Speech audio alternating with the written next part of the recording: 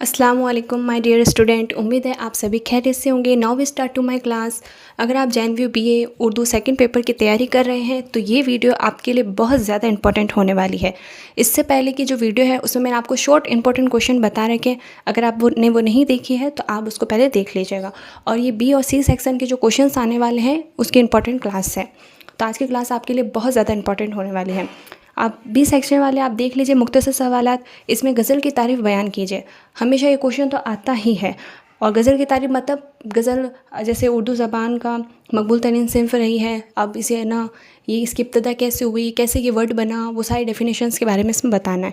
ठीक है। और गज़ल की हैयत इज़हार ख्याल मतलब उसको कितने भागों में डिवाइड किया गया है, जैसे मक्ता है, बहर है, काफ़िया है, रदीफ़ है, मतला है। तो ये इन सब की डेफिनेशन में शॉर्ट क्वेश्चन में भी आ जाती है कि मतला की डेफिनेशन बताओ या मक्ता की बताओ, और लॉन्ग में भी आप लिख सकते हैं। तो ये आपके लिए बहुत ज़्यादा इंपॉर्टेंट होने वाला है। अब देख लीजिए मीर की शायरी की तशरीफ़।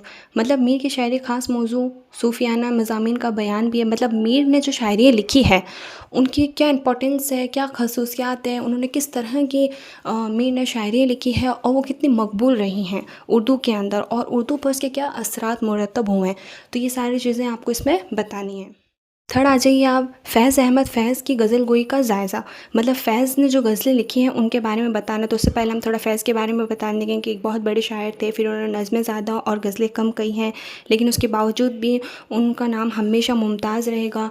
तो मतलब पहले उनके बारे में हमने बता दिया कि जो फ़ैज़ अहमद फ़ैज़ है वो किस तरह के इंसान थे, और उन्होंने किस तरह की शायरी या गज़लें या नज़्में लिखी हैं, और कितनी क्या क्या लिखी हैं, और कुछ नाम भी जैसे ना दे देना। तो ये उनकी हो गई गज़ल गोई की खसूसियात। फोर्थ आप देख लीजिए, इकबाल की शायरी के फ़िक्र और फ़न का हसीन इम्तज़ाज़ है, वज़ाहत करो।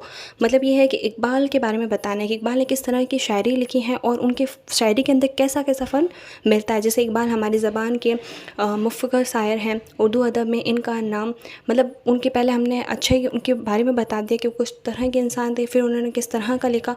आपको हर क्वेश्चन में यही चीज़ करना है कि सबसे पहले आपको थोड़ा सा जो शायर हैं तो उनका क्या देना है, पहले थोड़ा इंट्रोडक्शन देना है कि किस तरह के शायर थे और इनकी ज़बान कैसी थी, इन्होंने किस तरह के मौज़ूआत पर शायरी की है या नज़में या गज़लें लिखी हैं, वो सब हमें बताना है।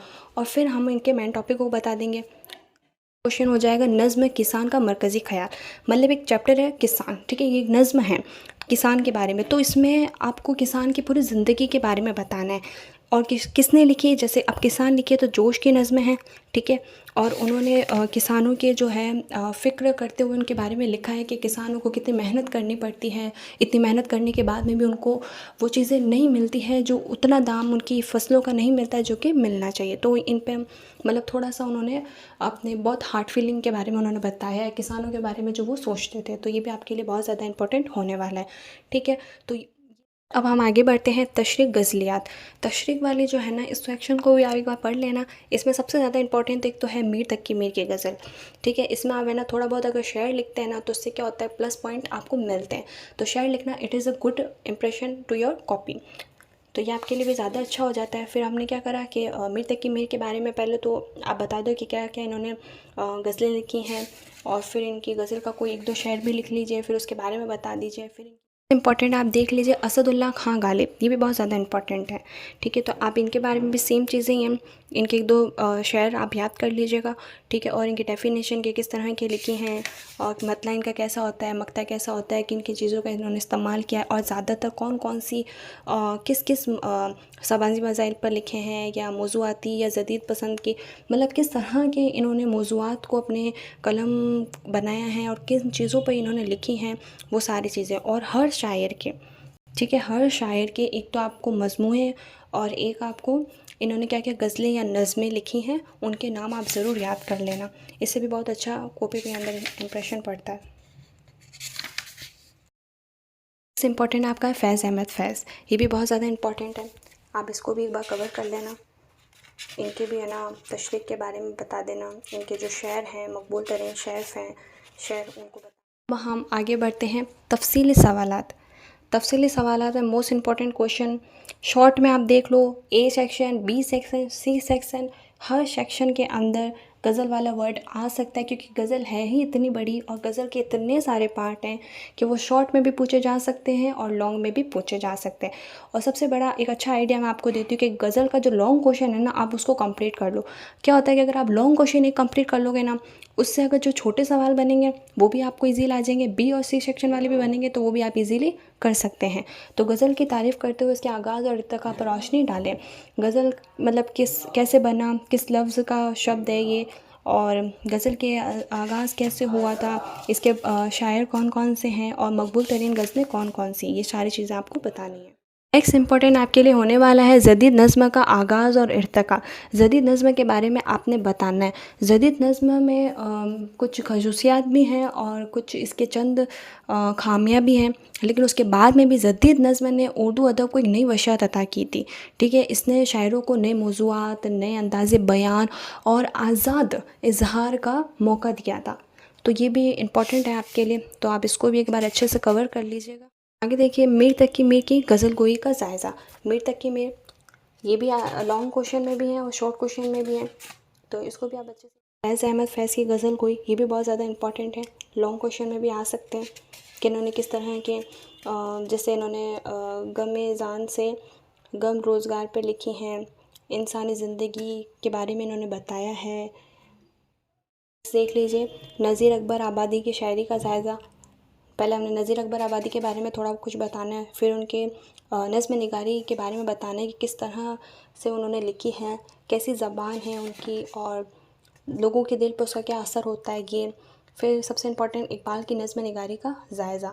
इकबाल के बारे में हमने थोड़ा बहुत बता देना है। फिर इकबाल का लहज़ा किस तरह का था, वो किस तरह की शायरी को लिखते थे और फ़िक्र क्या थी उनकी शायरी के अंदर, और क्या क्या उन्होंने शायरी के अंदर पेश किया है और आवाम को क्या पैगाम देने की कोशिश की है। तो ये सारी डेफिनेशंस आप कर लेना और पॉइंट के तरीके से बना के लिखना, तो अच्छा कॉपी भी दिखेगी और प्लस अच्छे नंबर भी मिलेंगे।